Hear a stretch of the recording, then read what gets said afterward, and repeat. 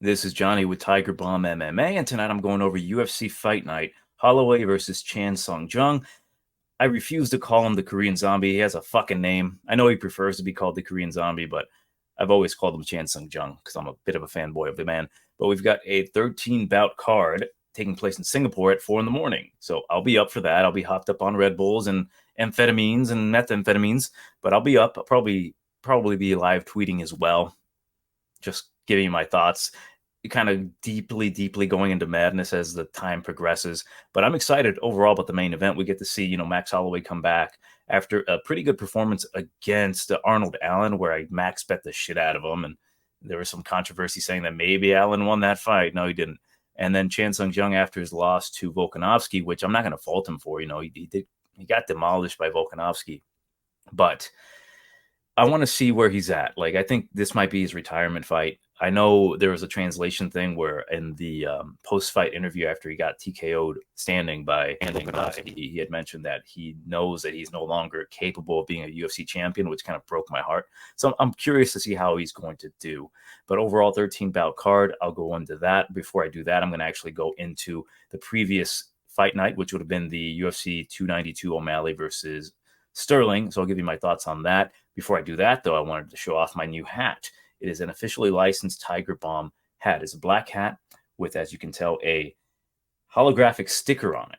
And I'm planning on selling these for around, I don't know, $39.99, maybe $40 even, plus tax and shipping. I think it's a great hat. And for those of you who are like maybe hands-on, I can actually sell you the hat by itself, and I will throw in the sticker for free. Still the same price, but you can have the satisfaction of saying, I'm a handyman. And women love a handyman. And for the ladies out there, that's something a man really desires as well. A woman that's good with her hands. They'll be like, wow, that is a woman I want to spend the rest of my life with, and I want her to raise my children. So not only is it a hat that's stylish and very shiny, it will attract a proper mate for you. But yeah, I will put a description of where you can send me the money at Venmo at Johnny Deep, JohnnyDeep, not 4 E's. That guy's a weirdo. He sells Princess Diana beanie babies. I've gotten his transactions before. I'm not that guy, all right? But yeah, JohnnyDeep to send me $40 for this hat. But let's get into me breaking down UFC 292, giving you my thoughts on that. There were some interesting things that happened primarily with the judging, right? And me being the expert judge on YouTube, is some fuckery going about, especially the 30-27s for a couple of these people. But let's get started with the first fight, which would have been Karine Silva versus Marina Moroz. I had a half unit bet on Marina Moroz. I felt good about it. Then I found out that most of everyone had Marina Moroz. And I was like, oh, crap. That kind of gives me the indication that it's not going to go through. But maybe we were all right. Turns out we were all wrong.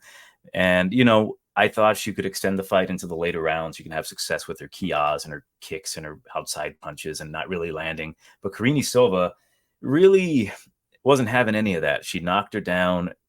When she got taken down and reversed herself, the way she regripped that guillotine was highly impressive to me. I'm like, damn, that is some high level stuff, right? Like, and not only that, she got the tap with 1 second left to go. Marina Moroz suffered her first official submission loss or finish loss. It is what it is. Like for me, I like betting these early, especially if they're women's MMA fights in the like top of the card, because I either win early or I lose early, and that way I can regroup.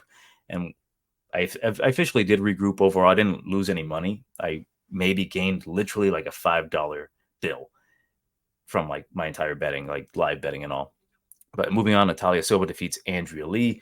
Andrea Lee looked awful. She didn't try. Yeah, I felt really bad, because like you just saw her fighting spirit disappear. It almost seemed as if she was there only for Tony Kelly to yell at her, which that was fun. But Natalia Silva kind of proved that she's on a different level right now. She's really hard to take down. And then if you're not willing to engage with her, she is comfortable enough to win a decision against you, right? And I think going forward, that might be the smarter play, because I don't think Natalia Silva is going to be finishing these higher level girls. And I do consider Andrea Lee a higher level girl. She's tough. When she brings it, she brings it. She just didn't bring it this time. Andre Petrosky defeats Gerald Mearshart. There was some controversy about round number 1, and I hate to admit it, but I think Andre did win it. I had Gerald Mearshart like on a small bet, I think round number 3 or just by decision. I don't really remember just because it was so insignificant. But I was hoping that Gerald would get the nod. I thought maybe Gerald would have won the first round because he wasn't swinging at air and missing completely like Petroski. But when it comes down to the criteria, like effective grappling, striking, octagon control, aggression, even though Petroski was swinging at air and missing, and I do not like this at all. I hate it. I wanted him to lose. You can grant him the first round because he actually was moving forward and controlling the pace of the fight. And then he did get a takedown, which was kind of a stalemate on the bottom, but whatever. Like, I'm not going to bitch about it. But yeah, Petroski gets a win, but it kind of proves to me that maybe I'm a little right about the guy. He's not quite ready yet. He can exploit a lot of people's ground games, but when he can't, what is he going to do? Brad Katona defeats Cody Gibson. Here's one of the funky decisions. 30-27 Katona, to me, was not accurate. It was 29-28. Frankly, if I'm being completely honest, either way, it was a close fight. I think the first round was Gibson. The second round was Gibson up until Katona started landing harder and actually rocked him a bit. So that was kind of a split round, which to me edged it out by Katona. Like, if you're judging it by, like, if it's 50-50 down the middle, who got that 1%? I think Katona got that 1% on his favor because he actually rocked Cody. And then round number 3 was all Katona. So yeah, it's kind of the funky Boston judging here. Maybe Cody Gibson is black and they didn't like him. That's what my guess is. But yeah, Cody Gibson, he got his contract. I'm happy for him. Like, he did fight his heart out, but I'm glad both of them kind of put on a show. The next fight, this is one of the fights I got wrong as well. I got 3 picks wrong in the entire card, and Austin Hubbard was one of them. I thought he was going to win this one by decision, and then it almost seemed like Kurt Holloway was legitimately sandbagging because there was talks about him not really showing how good he was in the Ultimate Fighter, and then he goes out there and defeats Jason Knight, literally beats his ass, gives him a southern ass whooping.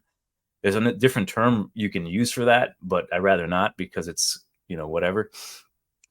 Starts with an L and ends in a. But Kurt Holloway, that transition from the armbar to the triangle choke, absolutely beautiful. I thought Austin maybe had a chance to survive because he was kind of doing the right things until he wasn't. That was a really tight squeeze from the black belt and Kurt Holloway. So I'm excited to see how they do. I don't know if Austin Hubbard's going to get a contract, to be honest with you. Like, he got criticized for not being very exciting. He was very safe, and he's a very safe fighter up until he has, like, his prey, kind of like that guy, Max Roshkampf, where he completely made him quit, which for that reason I love Austin Hubbard. So I do hope they give him a shot. But for Kurt Holloway, like, hopefully he does start showing more of himself. He's not getting any younger. He just need to go out there and have some fun fights. Make some money for Braden, Zayden, and Raiden out there. Gregory Rodriguez cucked me. I had a bet for him to win by submission. He ends up he scalped Dennis Tululin with a nasty elbow. Like, I kept joking. I'm like, oh my God, I completely forgot you can actually throw elbows from mount. And Gregory, he had the choke in, but he's like, nah, I'm just going to kill him. I'm just going to give him a lobotomy. Dennis, he's probably going to get cut, which sucks, but he's a very limited fighter. But Gregory, I can't be mad at the guy for getting the easy knockout, but like, I really wanted that submission. I shouldn't have been greedy. I should have taken the inside the distance or even round number 1 because he said he was going to use his grappling, and he did. And I guess you can punch from mount these days. Brad Tavares defeats Chris Weidman. This one was hard to watch. I was happy to see Chris Weidman go last. Mainly, obviously, he was a former champion, and I really wanted to hear that Tom Petty, which brought back memories of him walking out, knocking out Silva. And it just kind of sucks to see Weidman get beat up again. I kept saying, like, man, I really hope they were to stop the fight if he took too many leg kicks, which he did take way too many. But as a man, I understand Chris Weidman wanting to get back in there. I know he was kind of delusional, saying he was going to be a champ again, or at least go on a run. But again, like, I get it, right? Like, you want to prove to yourself that you still have it, right? You spend your entire life dedicated to a specific sport and to combat, and then to have it taken away from you like that when you weren't ready for it. I get it, right? It sucks to see him hurt. I think he destroyed his other leg. Brad Tavares, he did the bare minimum. He cashed me out. I had a parlay with Gregory, Brad, and Ian Gary. So it made me some money. Not enough to be a successful night. But yeah, it kind of sucked to see Chris Weidman go out that way. Like, he showed some glimmer of hope in that second round, which I'm like, oh shit, Brad, what are you doing? Don't ruin my night even worse. I think even Chris thought he won that round, but he adjusted well. I think if you give him like the bottom of the barrel kind of guy as a confidence booster for maybe a fight night in Rochester or Long Island or wherever the fuck in New York to give him a proper send off, I think he can win. He still has skills, but at the higher level against guys you can't take down like Brad Tavares ain't the play. Marlon Vera defeats Pedro Munoz. Another funky decision, right? Like I had Pedro, I took him like I think I put like a quarter unit shot in total. So I put like 10% on the straight money line before the fight started and 15% on the live line, which was like plus 230.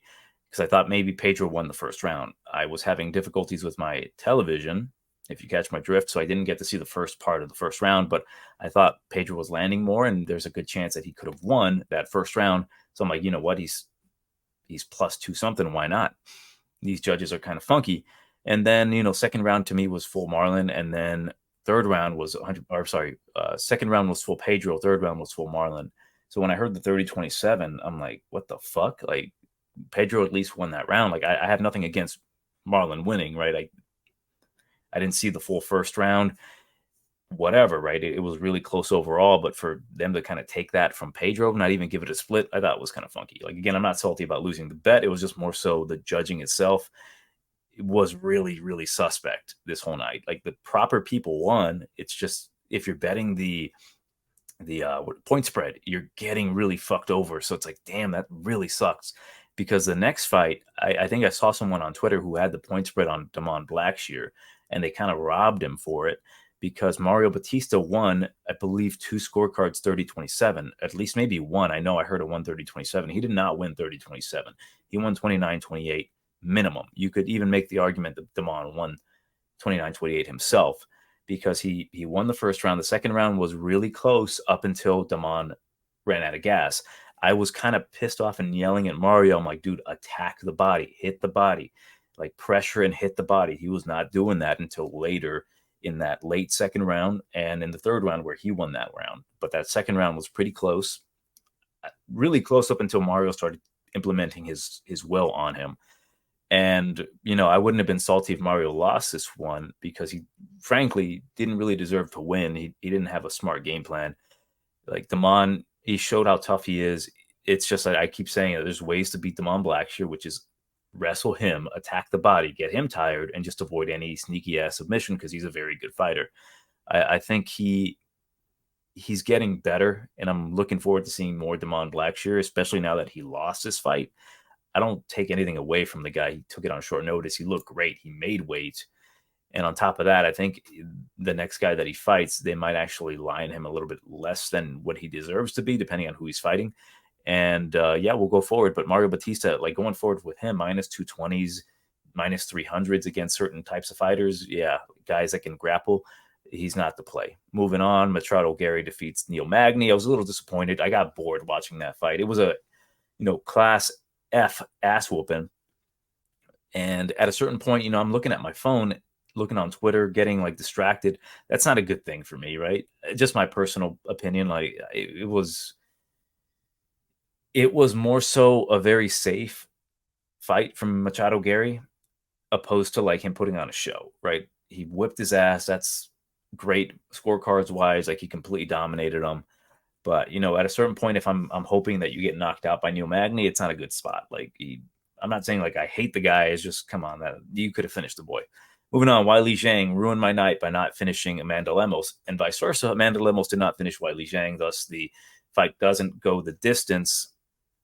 Killed a ton of my parlays. I was so confident that this was going to happen, and if you look at the the totals and the strikes and whatnot, like you would assume that Weili Zhang not only like killed her, she just continued to kill her. Like, wow, 200 plus strikes landed on her significantly. I'm like, how did the fight not get stopped? It was a bummer. Like, Weili did exactly what I thought she was going to do round number 3 and going forward. Amanda Lemos surprised me with not only her ability to like continue to take punishment and her cardio. She didn't quit. She looked pretty solid. Like going forward, I gained more respect for Amanda Lemos than I had before. But for Weili, her inability to finish, especially top level competition, I think might bite her in the ass one day. Because if Amanda Lemos can survive that, what is Tatiana Suarez going to do? You know what I mean? a girl who can actually offensively grapple and potentially sweep and get on top and very crazy stuff. But yeah, I'm not salty, but kind of ruined my night. And then for Sean O'Malley knocking out Aljamain Sterling, what I kind of discovered about this fight, like, number one, did I dress up like Sean O'Malley during my thumbnail for the fight video? Yes. Did that absolutely help? 100%. Did I bet Sean O'Malley to win? Indeed, I did. Did I cash out? Absolutely. Did I bet the fight doesn't go the distance? Yes. Did I predict Sean O'Malley would knock him out in the second round? 100%. Am I the best predictor of these fights? Quite possibly, yes. In the world, absolutely. But what I really learned, because all of that shit I knew already, what I didn't know is that why don't I like Aljamain Sterling? And it's not necessarily because he won the title off of, goofy theatrics and or that he's very, fake sometimes when he can just be a genuine person and just be more likable. He's very cringy. He raps about getting in the guy's booty cheeks, and then when he gets knocked out, he actually presents his booty cheeks. What I realized why I don't like Aljamain Sterling is because of a deep-rooted internalized racism. And I'm like, wow, that's it. Like, I am a racist man, and I don't like Aljamain Sterling because he's a black man, not because of the other things that I listed. So I kind of had to realize that about myself. And, I guess deep down, even though I'm a Hispanic male, I am a product of white supremacy. So I was ecstatic to see Sean O'Malley win and very ecstatic to see the Aljamain Sterling lose. So I'm glad I realized that about myself. And moving forward, I have to be better about accepting people for who they are. But yeah, Aljamain Sterling lost, and I was really happy about it. It bummed me out because Aljamain really is a really nice guy. Like, he's a very likable dude. I think if he's more real, I think he's going to be very, very likable. It's just his title reign. I think people kept talking about how he was disrespected. There was just a lot of controversy around his title reign, right? Like, number one, he won it funky. He beat TJ, and yeah, like TJ saying that he messed up his arm, that's TJ's fault.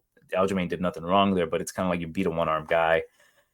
So you know what I mean? Like, you're beating a dude that came off of a drug suspension.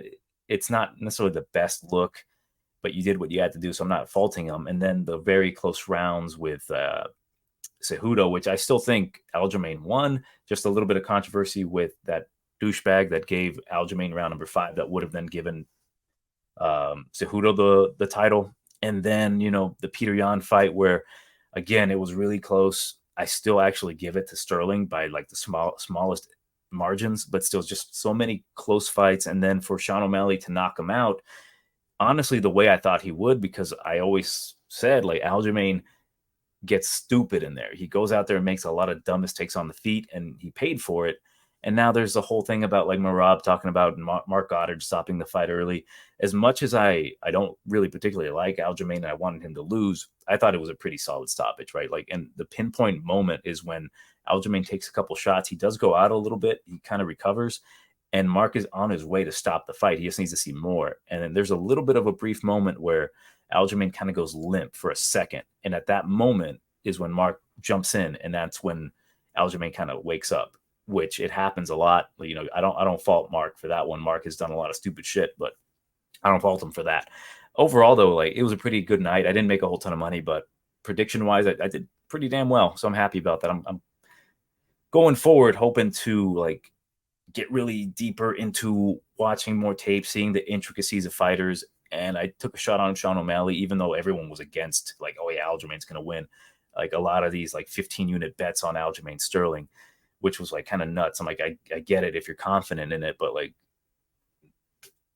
anyways, I have a 15-unit bet on this card, the Holloway versus Zombie card, and I will tell you about it when it gets there. But let's get started with the first fight of the night. Let's get here. What is the first fight of the night? Oh boy, Seung-Woo Choi, Sting versus Jarno Errens. So minus 200 for Seung-Woo Choi. Come back on Errens is plus 165. I was really invested in potentially betting Errens, right? I was like, okay, how do we fade the soy boy Choi once again? And I kept thinking about it and looking into it. And I'm like, does Jarno have good striking? He's a decent enough kickboxer, but he is a black belt in a judo. And I even wrote, like, he doesn't have much power, but I even went back and watched this fight against Max Koga, which it was in German, which I thought was really funny. I don't speak German, but they make it easy for you because they're like, Ich das gut uppercut. And I'm like, oh, it's a good uppercut, I hear. But yeah, he knocked him out with really pinpoint uppercut. But I don't necessarily think he has like major power. I am concerned about Sung Woo Choi's chin. He's been clipped a lot. The issue with Choi is that he's a bigger guy here, 6 foot tall. He has an inch and a half inch reach advantage. He's still relatively young, but if you're getting dropped by the likes of Mike Trezano, that ain't good for me, man. That double knockdown was hilarious, though. But my concerns with Sung Woo Choi and what I've written down in my notes is that I think he's much better than what he gives off. Like in the past, he was actually able to grapple, but I think he got really kind of KO happy after he knocked out Julian Erosa. He's like, well, shit, I can knock out anybody. Yeah, I think that was it. Like he decision Yusuf Zalal, that's a good win. And then he knocks out Erosa, and then he gets submitted by Caceres, where he got a little too trigger happy. And then I think that's where he kind of had his downfall. He got too wild trying to line that left hook, which makes him uber predictable. Like lead left hook, straight right hand, and then a high kick, which if you try to counter that left hook, you can probably catch him. He leaves himself exposed. But if he fights intelligently here, he's on a 3-fight losing streak. He doesn't want to get cut. He's still very young. You don't want to go back to the like regional scenes. Like Jarno can go back. We don't necessarily need him in the UFC, but he's a skilled guy. I just don't think him as like a huge threat. Like if Sung Woo Choi makes a mistake similar to the way he made against Bruce Leroy, I probably can see him getting submitted, right? Jarno, he does like his judo flips, but I think a guy like Sung Woo Choi is pretty damn strong. I think he can counter that, maybe get a takedown of his own, because when you're trying to do that like hip toss, you just kind of grab the waist, take him down. I don't think Jarno's incredibly strong anywhere. I do think he's capable of winning fights in the UFC, and there's a good chance he can beat Sung Woo Choi. But realistically, Sung Woo Choi is going to win this one. If he fights smart, he should win this one by decision. If he fights stupid, he could potentially get a knockout or get knocked out himself. Because again, he gets a little wild sometimes, but when he's on point, I think he's capable of winning fights by decision. I think he can wrestle. I think he's just a very strong guy. So fight smart, he wins this fight. Not interested in betting it. Next bout. Okay, JJ Aldrich is minus 600 against the Dragon Girl, Liang, who is plus 430. Number one, I'm not going to spend much time on it. JJ Aldrich will not cover that price tag. She will not finish Liang. She's not a finisher. Liang's moving up. Her cardio, I think, is going to be better. She's very dangerous in like the sense of like if you take her as the joke that she is, that joke might bite you in the ass, right? She might get you in an armbar. She might do something to hurt you and then capitalize. So there's no reason to bet this fight. There's no reason to parlay JJ Aldrich. Like she should get a finish here because Liang, she comes out a little aggressive. She's not the most technical striker. She's the worst fighter on the roster, in my opinion. Because of that, when I say stuff like that, when I think stuff like that, when other people know that to be true, these girls can just come back and bite you. Because if JJ's like, I'm going to go out here, have an easy night against this bum, she might slip on a banana peel and then Liang catches her in like a guillotine. So these are the trap fights. So I'll stay away from it, but I'll go JJ Aldrich by decision because she's not going to finish Dragon Girl. Moving on, I've got a lot to say about this fight. Yasuku Kinoshita versus Billy Goff. Kinoshita minus 150 comeback on Billy Goff is plus 125. I like this fight. I did quite a bit of research on this fight. Billy Goff, he is the former welterweight and middleweight CES champion. I like Billy. I believe he has a wrestling background, although you can't really tell based off of how he fights. And Kinoshita, he's kind of a sniper. They call him Japanese Connor. I don't really particularly like that because, what was it? I think I made a joke when he got submitted by Adam Fugit or he got TKO'd and taken down. I'm like, wow, he really is Japanese Connor. He can't stuff takedowns. But I think he's incredibly talented. I think he's very, very dynamic on the feet. His counters are good. He's very fast. He's fighting a guy more his size. Like, I think he does have trouble with the taller fellas. And he's training at Killcliff. And guess what he's going to be training at Killcliff? Takedown defense, getting back up if he gets taken down. I think he's definitely the more dynamic guy. And I think he can catch Billy. With Billy, I love Billy. All right, I'm rooting for Billy. I think he's tough.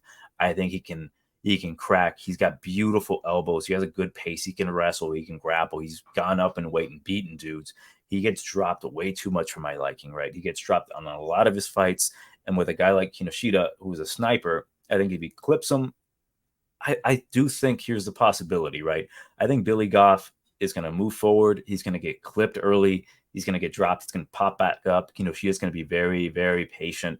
He's going to clip him again, drop him again, and then the ref is going to be, that's enough. Because like the final time he gets dropped, he won't be out, but it's going to be kind of an early stoppage. Like the ref's going to be like, I've seen enough, right? Like you keep getting dropped, and this guy is just sniping you.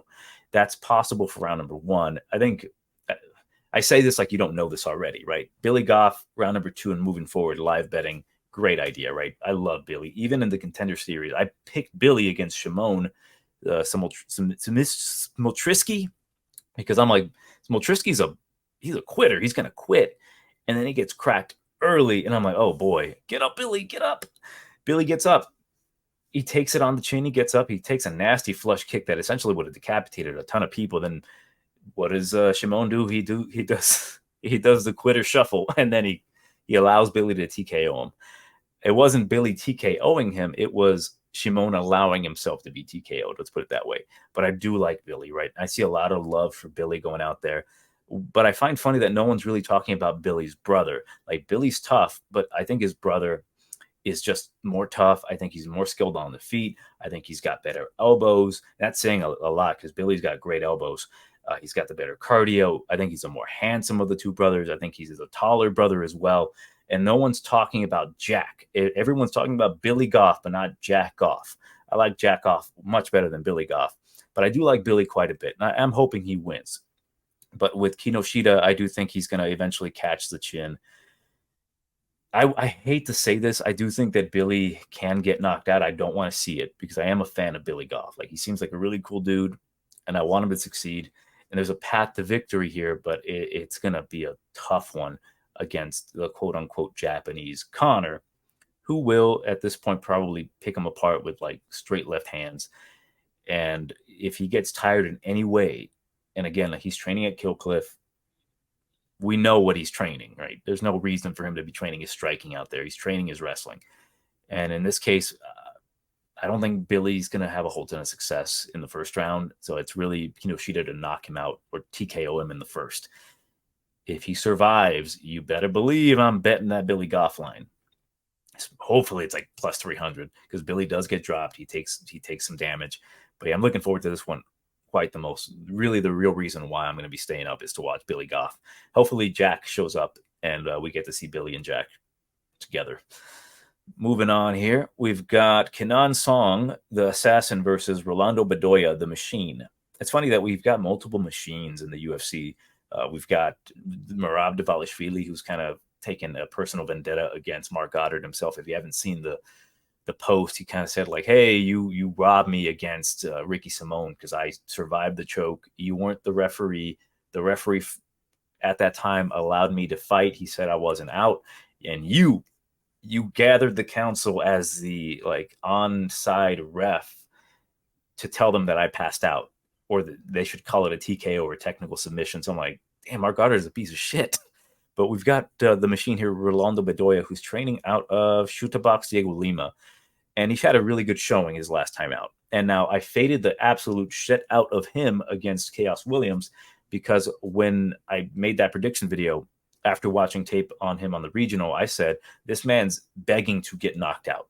He's begging to get knocked out, and I think he might get knocked out by Chaos. But for whatever reason, I took Chaos by money line. I didn't take him by knockout. I don't know what was wrong with me at that time, where I kept saying, and I still say it, like, money line is better sometimes. Like, money line is better.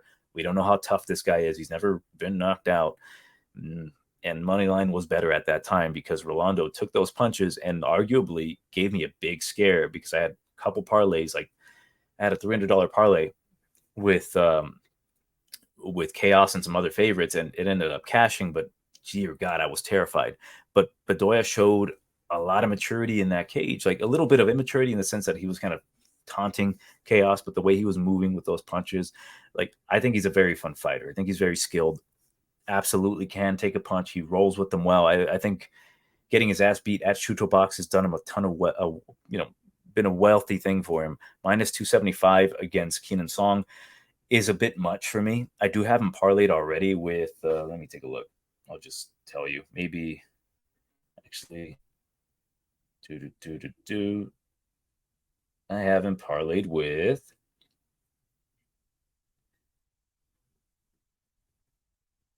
Junior Tafa, Acosta, and Armfield. I think he's going to win. I don't have a whole ton of money on him because the reason Keenan Song plus 225. I know Bedoya is going to get knocked out one of these days because of how he fights. He kind of leaves himself open. He's a little too aggressive with his hands wide. I like the way he counters and rolls with punches, and I love his cardio and his output. Keenan Song doesn't necessarily throw a whole ton of output, but he throws kind of pinpoint accurate strikes, and he kind of waits for that knockout shot.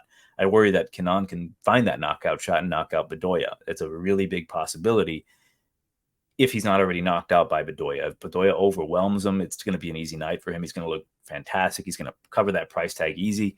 I just worry that Song, if he fights intelligently and he kind of waits, I think he can find the chin of Bedoya, which I'm terrified of happening. So I'm going to pick Bedoya by round number 2 TKO. But yeah, I do worry that Song, although he's on a 2-fight TKO losing streak, I think he can find the chin. I'm a bit worried, so I'm not going to take him straight. I do think he's going to win this one. But yeah, when I go back and watch tape on the guy, like if you watch the Chaos Williams fight, you're going to think, wow, he's going to cover that price tag easily because of how he's taking these shots from Williams. But Williams was very predictable. And I think Bedoya, being a very seasoned striker, he's a very intelligent guy. When it comes to the striking, I think he can like roll with the punches well. But with Song Keenan, he's a little bit trickier because if you aren't necessarily getting that fire back, because I don't think Keenan Song is going to. Keenan Song is much of a volume dude, but again, when he uncorks that hand, it might catch Bedoya off guard. That's what my biggest concern is. I'll take him to win, Bedoya, that is. But I do worry that if, it's going to be in Asia, if Keenan Song is on some shit, he might be able to get that chin. But I'll stay away from it other than that one parlay. Moving on, we've got middleweight action. Chitty Bang Bang versus Mikhail Hussar. I still prefer Lord Olenjejik, so I'll call him Lord. Fuck that Hussar shit. And for Chitty Bang Bang, I don't like Chitty Bang Bang. I prefer more, if you know that Selena song, Beady Beady Boom Boom, it's Chitty Boom Boom. Chitty Bang Bang. So I like Njokuani. I love Njokuani, right? Like the African smoke monster. It's what I call him because dude sounds like, he's literally he's personified smoke when he talks. Plus 100, come back on Lord is minus 120. Now the odds, I think they're spot on. I think the pressure of Olenjejik is granted of him being the favorite. He's a better boxer, the better kickboxer, obviously. Chitty Bang Bang, the better grappling. Chitty, by default, he's a black belt in jiu-jitsu. I think he's obviously the bigger guy, 3 inches. He's going to have the longer reach by 6 inches. What worries me the most, say if I want to pick Chitty, I know he has the power. I know he has the Muay Thai. I know he's got the capabilities of finishing Olenjejik, especially on the ground. But I see Lord just getting better, especially at middleweight. I do believe his takedown defense has significantly improved. I also believe that there's a little bit too much hype on him because his last fight against really one of the better prospects at middleweight in that fighting nerd, Caio Borralho, a lot of people are like, Caio's going to get knocked out. He leaves his chin up in the air. He's not as good. He's a fraud. I'm like, he's not a fucking fraud. I cashed out on that fraud by submission because I knew it was going to happen. The guy's very, very good against Michal, but he did have trouble taking him down early, but eventually he was able to get him down. Just being smart. And Caio's a very intelligent fighter, man. I'm watching that fight back, and obviously I'm taping Caio at the same time that I'm really taping Michal just to kind of get a feel for both of these guys so they can refresh my memory. There was a couple little things that I'll go into when he fights next, but he was doing a lot of stuff that impressed me, like little tiny details that shows me this guy's got a very high fight IQ that maybe not a whole ton of people are picking up. Not to say like I'm the smartest fucking guy, but like I just happen to pick up on certain little things. But for Lord here, his takedown defense was holding up. Chitty should potentially try to take him down. I don't think he's going to have success taking him down, but I think it would do well for him if Michal puts on a pressure pace on him, pushes him against the cage. I know Chidi's going to try to skirt around, throw kicks. It's a lot of danger in this fight because to me, it is a 50-50 fight. Michal attacks the body very well. He can slow down Chidi. Chidi's kind of gassed out in the past, and he's been TKO'd in the past. So that's like logical round number one type of shit. Like, yeah, he could probably get him out of there later or early, especially the way Michal throws those hands. He likes to throw them kind of looping, and he does find the chins of guys.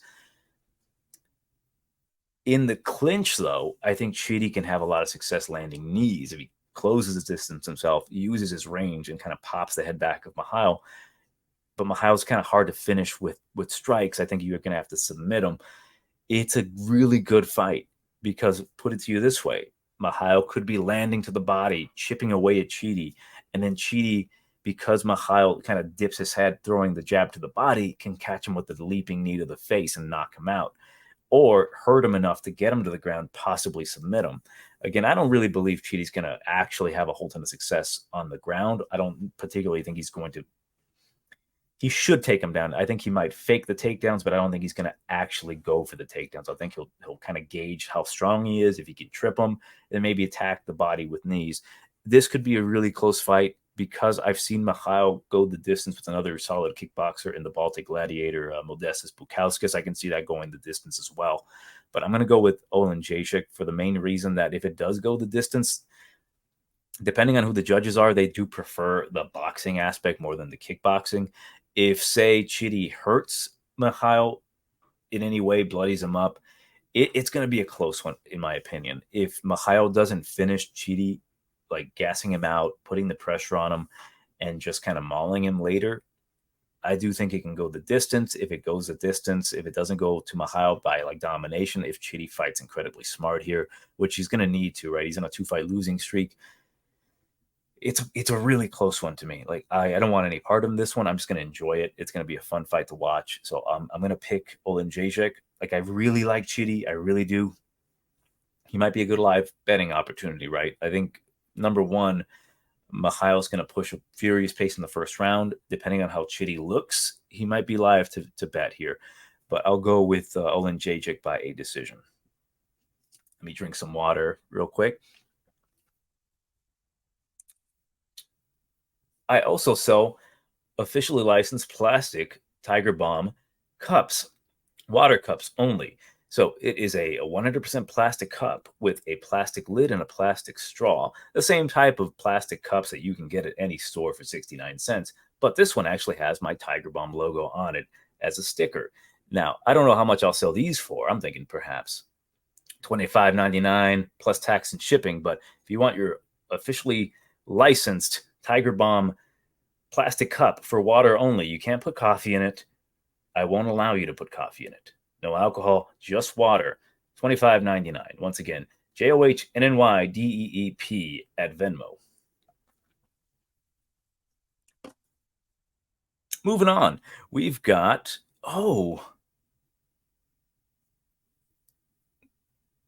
Toshiomi Kazama versus Garrett Armfield. I've got a 15-unit bet on one of these fighters.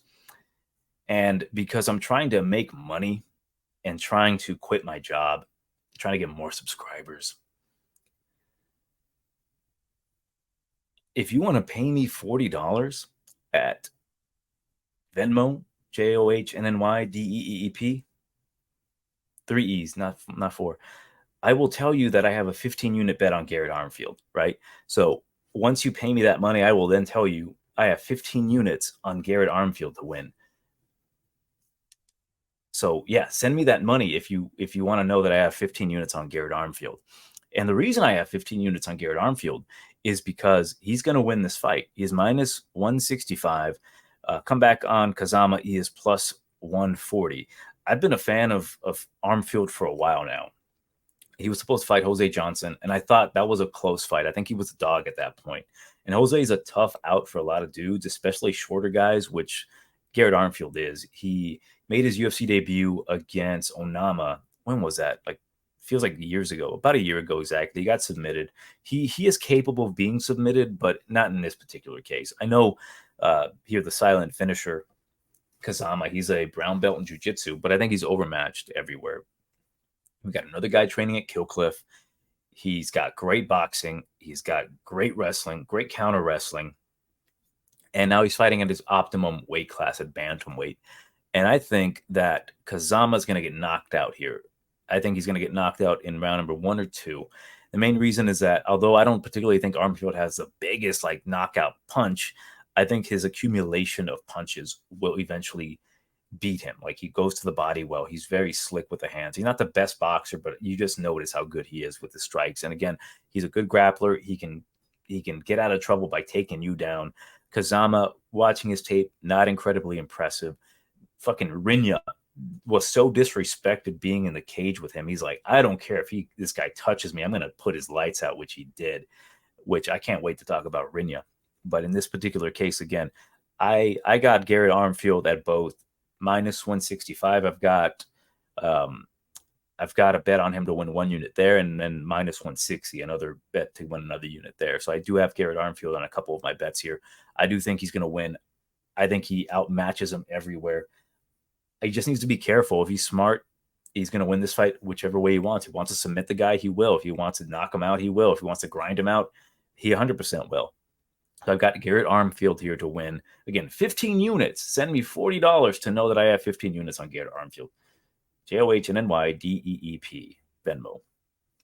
Moving on, we've got heavyweight bout, Salsa Boy, Waldo Cortez Acosta versus Lucas Brzeski. As I've already told you, I've got a parlay with Acosta, so I'm going to pick Acosta to win, but he's minus 290 comeback on Brzeski. Now, I like Brzeski. It just sucks that he's kind of not very good at heavyweight. You know, I like his pressure. I like his pace. He throws a lot of punches. He doesn't really throw a whole ton of kicks. Expect him to actually throw a ton of leg kicks here against Acosta because Acosta is, susceptible to the leg kicks. But even when he's taking leg kicks from guys like Vandera, who realistically, Vandera throws really hard leg kicks, he still won the fight. It's just crazy to me. I had some money on Vandera, and I'm the idiot for betting on Vandera, I am aware.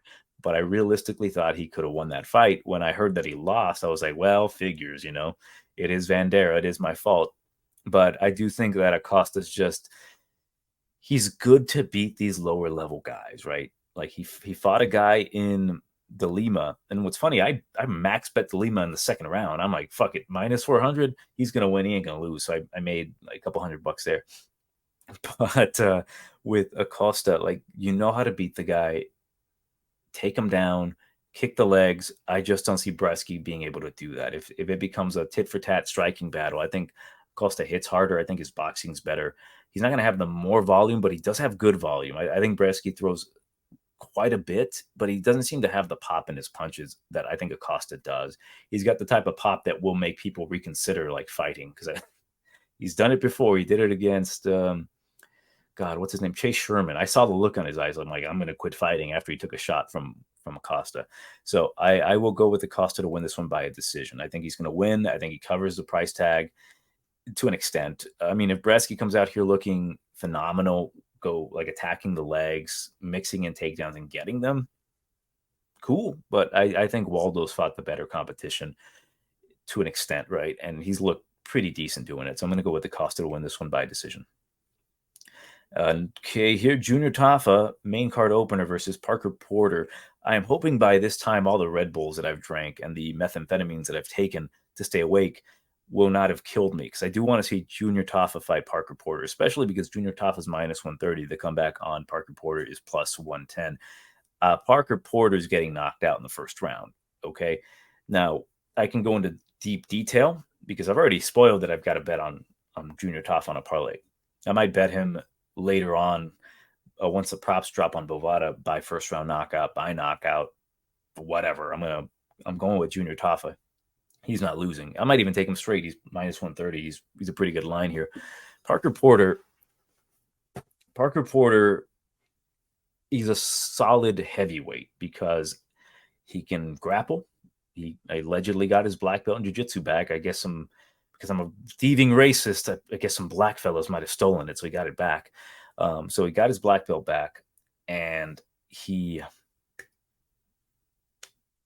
got striking. He can punch. He's got decent boxing. He's got decent cardio for heavyweight. He's lost some weight, but he's 38 years old. My assessment on Parker Porter and why I faded him against that beautiful monster Braxton Smith, because Parker is really there to get finished. He's not particularly great anywhere, especially his takedowns. I don't think his takedowns are very good. Like, that's my biggest issue with him. I remember when he fought the elder Tafa in oh my god, what the hell's his name? Justin Tafa.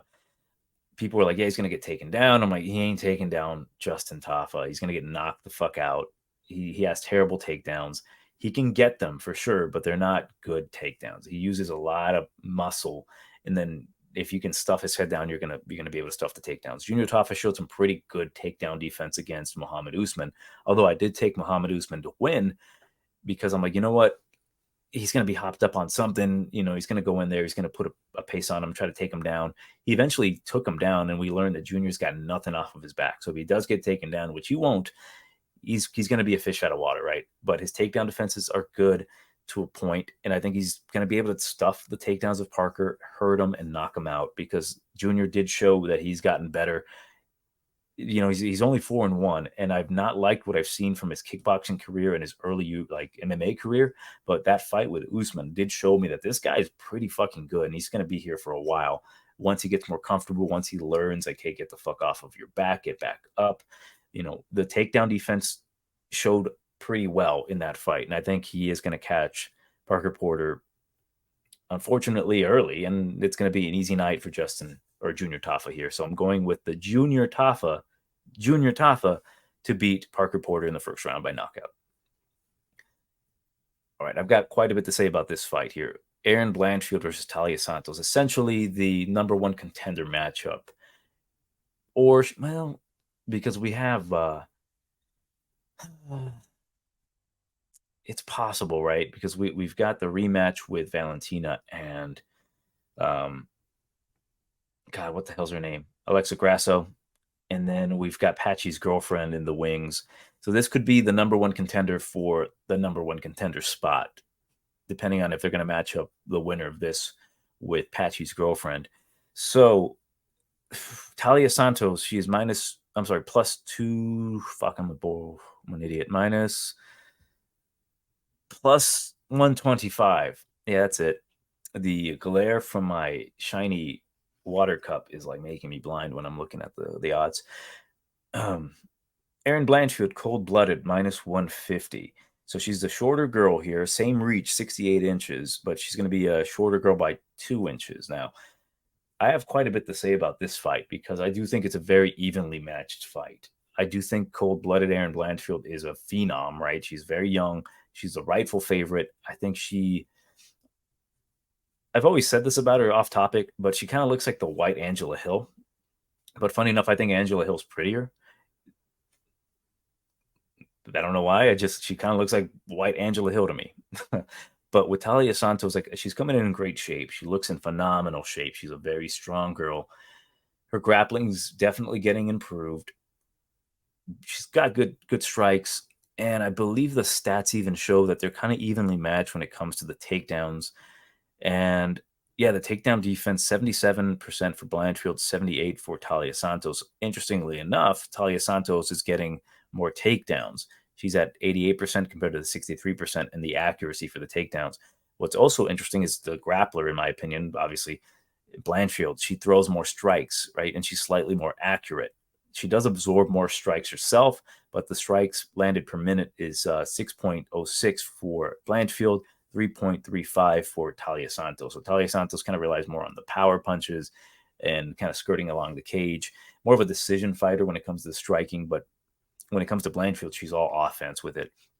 Accuracy 4% higher than Santos. It's 54-50 for Blanchfield. Absorbed is 3.22 for Blanchfield, 2.34 for Santos. They're pretty evenly matched here when it comes to, like, they're both orthodox strikers. Allegedly, they have the same reach, but I think that the real reach is 66 for Blanchfield, 68 for Talia Santos.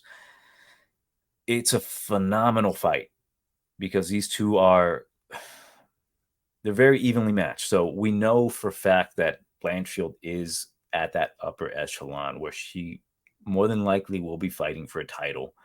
But for Talia Santos, right, I don't know where she's at realistically. And what I mean by that is I know she fought for the title. She didn't get the nod. But is she in that bubble of the top people like Tatiana Suarez? We've got Valentina. We've got the Alexa Grassos, who I think barely made it into that bubble. And then I do know that Erin Blanchfield is in that bubble. She's still very young. She will be in that bubble one day. But Talia Santos, is she in that bubble of the people that can contend? Because everyone else below that, they're never touching gold. Molly McCann's of the world ain't touching fucking gold. The Jessica Andrade, they're not touching gold anymore. Joanne Wood ain't touching gold. So we've got these separators, these outliers, right? But is Talia Santos the step below that? Or is she in that bubble of we're going to be talking about title contention between these ladies? And that's what I worry about Talia Santos. Like, where is she at? Because although I do think she's very talented, I do think she's very beatable, especially by like the Tatiana Suarez's of the world, the Valentinas, obviously. Although you can say, yeah, she probably beat Valentina. I just think that it was like a momentary lapse of judgment by Valentina in the sense that like she kept going for that like head and arm throw against a very strong Santos here. So the way I see this fight going, obviously they're both good grapplers. Erin is quite possibly the best black belt in jiu-jitsu in that division. She's incredibly dangerous everywhere, off of her back, on top. There's a certain thing about Blanchfield that I've come to learn and respect. Now, I did fade her against Andrade, and the reason for it can really be summed up by the first half of that first round. She was getting really clocked by Andrade, and she was going for takedowns, and Andrade was stuffing them. And I'm like, oh shit, my bet's going to pay off because I think Blanchfield might have bitten off more than she can chew. And I also saw the JJ Aldrich fight, and I thought to myself, JJ was kind of winning those exchanges on the feet. If it stays on the feet, I think she can lose to Andrade. But what I failed to realize about that JJ Aldrich fight, it wasn't the fact that she was losing that first round. It was the fact that she hadn't quite adjusted yet to fighting JJ Aldrich, she's a good kickboxer. What I learned the most about Erin Blanchfield in her last two fights is that I don't want to disrespect her by calling her a bitch, but the bitch can fucking adjust. She learns how to fight mid-fight, if that makes any sense. So with JJ Aldrich, she lost the first round. She didn't seem deterred. She still kept fighting, and she eventually caught that guillotine, which was like, oh shit, it wasn't a fluke. She adjusted. More so noticeable in the first round against Jessica Andrade. Jessica was landing on her, and then she couldn't get the takedown. So what did Erin Blanchfield do at that point? She's like, well, fuck, if I can't get the takedown, let me just strike with her because I can strike with her. She never seemed deterred. She ate the punches well, and then she was snapping her head back. And then when the time came, she took her down and she finished her. I was like, wow, that was incredibly impressive. Like I failed to realize her ability to adjust mid-fight. And especially in that first round where she was losing it, she came back and she won it in my eyes. With Talia Santos, I do think there's going to be a chance for her to win early exchanges. She's a very strong girl. I think she's going to be able to stuff takedowns. I think she can get her own takedowns on Erin Blanchfield. But that adjustment period of Blanchfield is where I'm like, this girl's going to be able to catch Talia or take over eventually in round number 2, mid round number 1, or round number 3. I think she's going to finally catch Santos, finish her, or just do enough to win a decision, because I think Blanchfield's not going to quit on herself. And I think Talia, she's kind of shown a little bit that like if she gets taken down, she's willing to just kind of accept it and try to survive. It's a great fight.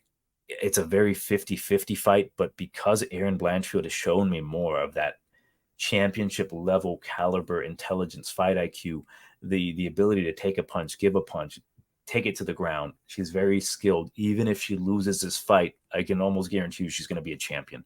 And I do think if she loses this fight, it's going to be by a decision. I don't think Santos is going to knock her out. I don't think she's going to submit her. If she does, holy shit. But I do think Blanchfield will touch gold eventually, whether if it's she loses this one, she fights again. She fights, the loser of Valentina and Grasso. I think she gets put right back in there. Even if she loses this fight and they give Santos an immediate title fight. If one of these people pulls out, Blanchfield's right in there. I really do think that. So I'm going to go with Blanchfield. I'm not touching the fight. I might look at it live to see how to go about it. But I do think Blanchfield, because of those reasons, right? She's incredibly talented. She's very good at adjusting mid-fight. I think she's going to do that, even though she's going to lose potentially the first few minutes of the first round or just minutes in general. I think she will adjust in that fight and then come back, and it's going to be a more impressive version of her. So I'll go with Santos to lose by decision to Erin Blanchfield. I fucked up the order of that, but Blanchfield wins this one. Next bout, we've got bantamweight fight between Rinya Nakamura, the hybrid, versus Fernie Garcia, the Mexican. Okay, so minus 700 for Rinya Nakamura, the comeback on Fernie Garcia plus 500. I'll say this immediately. Like, I love Rinya Nakamura. There's something about this guy that, like, it swells my heart and it brings a tear to my eye the way he fights, especially in that road to the UFC. It's like, I keep saying this, but it almost seems like, and I hope I don't tear up thinking about it, but it almost seems as if he takes offense to being a high-level wrestler. And he's like, don't call me that. Don't call me a high-level wrestler. I want to fucking knock people's heads off. And that's beautiful. I love it. I love the fact that he goes out there and he's like, I can take you down and win a decision. I won't get hurt. I'm like, I'm going to fucking break your teeth. And I'm just like, I love that about him, right? I absolutely love that about him. He's 7-0 for a reason, right? He's got a lot of experience. I think his dad was a former pancrase fighter. So the guy, he's very skilled. He's good on the feet. He can throw bombs. He's got good kicks. He can definitely wrestle. He can grapple. I think he is the epitome of his name, the hybrid. He can do it all. Not the hybrid in the sense, well, hope to God he's not the hybrid like Brendan Schaub, who we find out he's got a shitty chin, which I am afraid of, to be honest, against Fernie Garcia. I do think Fernie is brought in here as like a sacrificial lamb, right? He's been taken down. He can be grapple fucked, but God, is he dangerous. I do think his boxing is ridiculously good. I call him Balrog because, like, in Street Fighter 2, Balrog was the boxer who didn't throw kicks. He didn't have projectiles in this case being takedowns. He just threw punches and he got the job done throwing punches. And I think that's what he's really good at. He can throw punches. His takedown defense is getting slightly better, but he's accepting these positions on the bottom. Like, he dropped Brady Hiestand early, but even Brady just kind of pushed through it and took him down and controlled him. I like Fernie. I don't want him to lose, but unfortunately he's fighting a great fighter here in Rinya Nakamura. But I don't think Rinya's going to cover that price tag. The minus 700 to me is ridiculous. Like, Fernie is not the stepping stone for anybody. He is going to try to win this fight. He's not going to come in here and get punched and get knocked out. Like, if Rinya, here's my biggest worry with Rinya. If he comes out here disrespecting Fernie, thinking he's a stepping stone for him, for like the crowd to go ballistic for him, that ain't the case, because Fernie's got ridiculously good hands, especially his counters. If Rinya goes out here trying to knock him out early, which I'm afraid he will, like, I think Rinya's a smart guy. I know he's going to have to wrestle here. He's not going to be stupid, but if he decides to be stupid, if the crowd gets to him and he still wants to prove that he's not a wrestler, it's like, don't you fucking call me that. He goes out there and trying to bang with Fernie Garcia. I think Fernie can crack him and possibly knock him out, which is like, it's a big letdown spot in my opinion, right? But if Rinya comes out here and does what he should, which is mix things up, stay on the outside, throw kicks. Like, Fernie's not a kicker. He ate a lot of head kicks from Brady Hiestand, and they were kind of predictable. So I don't know, man. For Fernie, if he gets a little too worried about the takedown, he's there to get hit. He's not going to get knocked out, though, I don't think. If Rinya knocks him out, that's going to be super impressive, and I might actually cry. I'm like, I love you, Rinya. I rub you, Rinya. So I'm going to go with Rinya by decision, and that's why I say I don't think he's going to cover that price tag. The minus 700 comes out here. He knocks him the fuck out. I don't think that's going to be the case. I think he might try it. I think he's going to be like, fuck that. I don't want those winging punches to land on my chin. That way there's like memes of me being like the hybrid, a.k.a. Brendan Schaub. Rinya, Brendan Schaub, Nakamura. We don't want that. So I think the decision is where it's probably going to be. And because of that, I don't plan on betting Rinya. And for the same reason, I don't think that price tag is going to get covered. So I might even take a little bit of a shot on Fernie, mainly knowing that he's probably going to get grapple fucked and lose. But if he does catch the chin of Rinya, it will make me incredibly sad knowing that I have a winning ticket. that he knocked out Rinya Nakamura. But yeah, I do think Fernie could be live here for that knockout, because if Rinya comes out here guns a blazing, it's not a smart thing to do against Fernie, right? If you're thinking he's that guy that you're just going to run through, he ain't. And the only way to do that is to out grapple him. So Nakamura by decision. Next bout, we've got the return of Ninja Giga Chikadze versus Bruce Leroy Alex Caceres. Giga Chikadze minus 225 comeback on Alex Caceres plus 185. I won't spend too much time on this one. I'm going to go with Giga Chikadze. The reason for it is it's quite simple. You know, they're both obviously 35 years old. Alex Caceres is a tricky guy, but his last fight against Pineda kind of proved to me that he's just not there to beat these upper echelon guys. He had the zombie Pineda there to be finished, and he couldn't do it. Caceres is going to be the better grappler. Clearly, he's shown me that he's becoming more of a grappler than anything. Like when he takes your back, the guy is very smooth with his back takes and his rear naked chokes. I don't see that happening against Giga. And the main reason is, although he took that ass whooping from Calvin Kattar, he took the adequate amount of time to recover. And not only that, like when he's recovering from that ass whooping, it's a year and a half ago from Calvin Kattar, he can't necessarily strike. He can't necessarily train because he's recovering, right? He needs to recover from that trauma. Once he's there to recover, which generally would be like 6 months, he took an extra time off to, close those gaps, close the gaps of the wrestling, the striking defense, just be a little bit smarter. And I don't think that Giga's going to get a title shot, but if he finishes Alex Caceres, it could at least put him in that talks of like, hey, maybe Giga fixed all those issues. Maybe he can come in here and potentially get in and fight Volkanovski. We need more fresh blood for Volkanovski. And a very dangerous striker like Giga, you can build it off like that. So I think there's a chance here that he could slide right in there if he gets a finish, which I am predicting he's going to get. I think he's going to get it in round number 2. I think Giga's going to come out here definitely showing a better version of himself, because he has to, right? He absolutely has to come in here looking the best he's ever looked. I know he's getting older, and I do think that price tag is relatively accurate, right? I don't love the price tag, but I still think it's accurate. I don't necessarily think Caceres is going to be able to take his back. I think the firepower is going to come from Giga. He's going to attack the legs, attack the big, long body of Bruce Leroy. And shit, I wouldn't be surprised if we see Giga get takedowns of his own, just kind of lay on top. Like, we're going to see more than likely a new facet from Giga. That's what I am expecting from him. If this fight happened like before anything, like say before let's go with right after Julian Erosa got knocked out by Caceres and before, well, let's just put it to you this way. Let's just say they both fought Julian Erosa and they both got knocked out by Julian Erosa, right? But Giga Chikadze got knocked out worse. And I mean really, really bad. Like he defecated on himself and he woke up crying and screaming like, oh, and he starts talking like, I'm not the best kickboxer. I suck. I got knocked out by Julian Erosa. I'm covered in my own fecal matter. And it's like the most embarrassing knockout. And Alex Caceres just got flash knocked out. I would still take Giga Chikadze to beat Alex Caceres, even at like minus 200. I wouldn't bet him, but I would still be like, that's adequate. That's pretty accurate. So I'll go with Giga Chikadze round number 2 TKO. I think he's going to eventually land on the body. He's going to slow down Alex.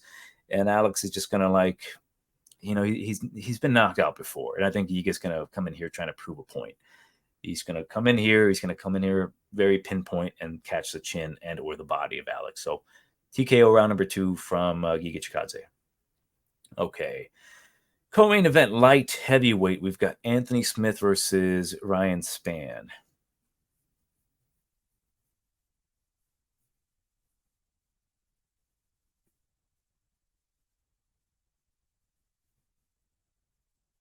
All my notes have is, I'll read it to you verbatim. Man, fuck these guys. Spann gets clipped and dies. He quick tapped to Krylov to a triangle he literally fell into. And Smith had a mental breakdown versus Walker, but he did have a decent showing versus Glover in the grappling invitational. how is Spann minus 140? What did we see from Spann that makes us think he's going to bully the unbullyable Anthony Smith? Like the whole narrative in the first fight was that Anthony Smith was like, realistically, he was like, yeah, like my cousins used to bully me because I was like, they try to punk me, right? Because he's black and he doesn't look black. And he's like, Ryan Spann reminds me of my cousins. And he took it out on his ass. He beat the shit out of Ryan Spann. He knocked him out and submitted him. He dropped him a few times. And I know Anthony Smith had that hilarious mental breakdown against Johnny Walker where he's like, you can't kill my family. What? You're taking my family.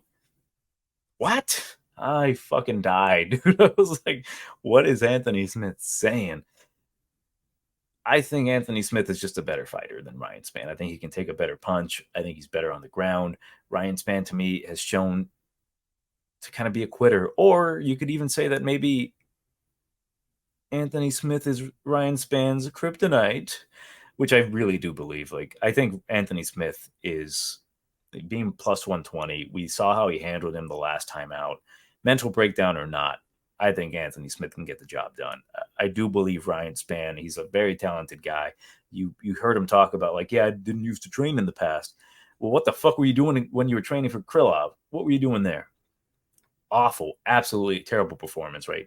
Like Krylov really showed that like there are levels to these guys. If you can push the pace on Ryan, he's there to tap out. And I hate to say that because I do like Ryan Spann. The guy can crack. He's a very entertaining light heavyweight, but like that Krylov fight just kind of broke my spirits with him. And yeah, I think Anthony Smith gets the job done again. Like it's worth a shot, in my opinion. I might actually take a shot on Anthony Smith. And if you want to buy that prediction from me, once again, Venmo, Johnny. Let's move on to the main event. We've got Max Holloway versus Chan Sung-Jung at featherweight. Now, Chan Sung-Jung, the Korean Zombie, plus 520 comeback on Max Holloway minus 800. So it's damn, like if I'm going to be real here for a second, it sucks to see Chan Sung-Jung being that big of a underdog because like to me, he is one of my favorite fighters to watch. When you hear about people saying like, oh, if you want to show a friend that's not into MMA a fight to get him into MMA, you show him a Korean Zombie fight. And that's what I actually would do. I would send the fights like, hey, here's this fight with Chan Sung-Jung, the Korean Zombie versus this Mexican. And they'd be like, wow. And I'm like, hey, here's the same guy, Chan Sung-Jung versus a Mexican, but again, and even more fun. And it's like, wow, God, like he's super fun. He had a great run back in the like early 2010s. He really got me into the sport. Like I don't like Dustin Poirier. I've never really been a fan of his. So when he submitted Dustin Poirier with a Darce choke, essentially, which was at featherweight, that was his move. He would get everyone with that Darce choke. That was his signature move. And for him to get submitted in the fourth round by that choke, it was like I was freaking out, like ecstatic, man. I was jumping for joy. And then on top of that, and I keep saying this and I can never find the clip, but there was a clip where Dustin was crying in the back and he was just talking about like, I work so hard and I can't believe, and he's just tearing up. And I was like, I don't like this guy.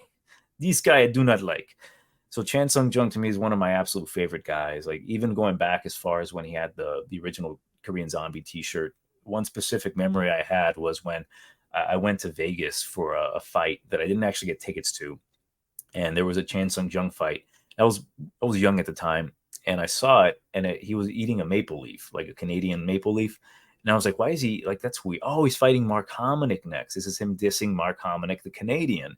And then he ended up literally eating him alive by knocking him out in 7 seconds. So it was like this guy, absolutely one of my favorite fighters ever, a legend in my book. And to see him at plus 520, it pains me, right? But he is getting older. He's been talking about like he's never going to be champion. But like I mentioned with the women, right, with the bubble of the top guys, is it just that he got beat by Volkanovski and that's going to happen regardless? Like Max got beat by him thrice. You can argue twice, but it's thrice. And are they in the same bubble? Like we've got Volkanovski, the GOAT, untouchable, Mr. Volkanovski. And then we've got Max Holloway and then the Chen Sung-Jungs and then everyone else. Because like even Max Holloway had a pretty close against Arnold Allen. because Chan Sung-Jung, he's still got it, right? He's still a very talented striker. He can grapple. He can do it all. And he can take the punishment. And Max isn't really the power puncher, but there's the two tails of the narrative, right? Is Chan Sung-Jung, like, I don't fully think he's done. I don't think he's done, but I think he's obviously closer to the end. I think he's still very talented. It just really depends on what happens in this fight. If Max Holloway knocks him out, I think he should retire. Because if Max knocks you out, it's one thing to like TKO you because he's a very like overwhelming guy with the body punches, but like I'm really hopeful that it's a much closer fight than the odds say. That's kind of where I'm getting at here. I'm trying to like hype myself up. But realistically, it is Max Holloway's fight to win by a decision, right? He's gonna win. There's no real point in betting Max Holloway at all at this point. Don't parlay him, in my opinion, because I do think Chan Sung-Jung, he cracks hard. He's a very good boxer, and he can find a way to maybe even crack the chin of Max, right? There's been this narrative of like Max has taken a ton of punishment himself. Maybe Chan Sung-Jung is that unsuspecting guy that gets the job done. Is it likely? Not fully, but there's always that possibility. And again, I'm kind of throwing it out there. I'm being hopeful, like the same way I threw it out there for Sean O'Malley. Then again, I guess that was just mostly my internalized racism. But in this case, it is really my hope that Chan Sung-Jung could get something done here. Like, I think it's going to be a good fight. I really am hoping it's a good back and forth war, something that Holloway and Chan Sung-Jung can kind of hang their hat on and say, you know what, I can call it a career here. Like, I didn't get the nod, Korean Zombie that is, but I can retire knowing that like I've given it my all. That's really what I want from him. Win or lose, I just want him to go out semi on top like that. I don't want him to go out on a stretcher or get, you know, I just don't want that for him. Like he's a great fighter. He doesn't deserve it. And for Max, I know he's fighting for the islands, so he might come out here a bit more aggressive, or we don't know. We really don't know. He can be a bit more, preoccupied with other things, so he may not be able to get that knockout. So that's why I'm like maybe Chan Sung-Jung can capitalize on that. Realistically, probably won't happen. They're both professionals. They're both at the top. But just again, he's 36 years old for Chan Sung-Jung, and it just pains me to see him go away. Like, I don't want to see him like that. Like him getting TKO'd by Volkanovski like that. Like it's one thing if Volk knocked him the fuck out, but for him to get like stopped standing, it's painful to see because that is an indicator that the referee was like, you've taken enough damage. You're not wobbly, but you've taken enough. And for no one to be like, oh, that's an early stoppage. Everyone's like, yeah, he's saved the man. It's hard for me, man. As a big fan of him, but I do have Holloway to win this one by a decision. And yeah, it's going to hopefully be a good fight. Hopefully it's not what the odds say, that he comes out here and just railroads Chan Sung-Jung. But yeah, let me know what you think about the predictions overall. Comments, subscribe, whatever. Yeah, if you want to buy some merch, send me some money, baby. But yeah, overall, let me know what you think in the comments below. Johnny TigerBomb MMA, again, like, share, whatever. I always say that. I don't really mean it. Like it's one thing, like for me, if I'm being honest, I don't put much effort into this shit because I want to do this for fun. And I always tell people, if you want to subscribe. If I didn't earn a subscription, I get it. But yeah, again, Johnny TigerBomb MMA, buy the hat.